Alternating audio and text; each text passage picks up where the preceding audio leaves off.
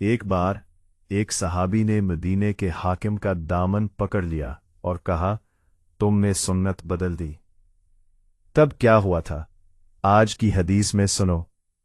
حضرت ابو سعید خدری رضی اللہ تعالی بیان کرتے ہیں کہ نبی پاک صلی اللہ علیہ وسلم عید الفطر اور عید الاضحیٰ میں عیدگاہ تشریف لے جاتے، سب سے پہلے نماز پڑھاتے، پھر لوگوں کے سامنے کھڑے ہوتے اور واعظ و نصیحت فرماتے، اچھی باتوں کا حکم دیتے۔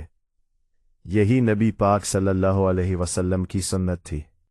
ایک دن مدینہ کا حاکم مروان عیدگاہ آیا، اس نے نماز سے پہلے خطبہ دینا چاہا۔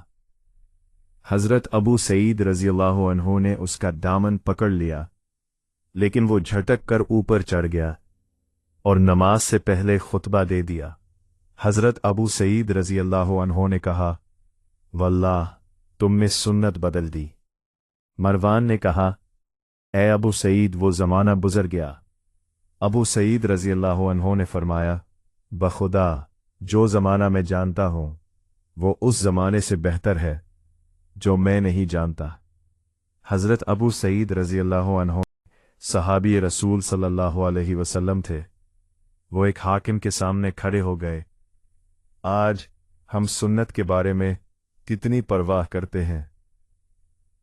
نماز عید کی سنت، پہلے نماز پھر خطبہ، یہ نبی پاک صلی اللہ علیہ وسلم کا طریقہ ہے۔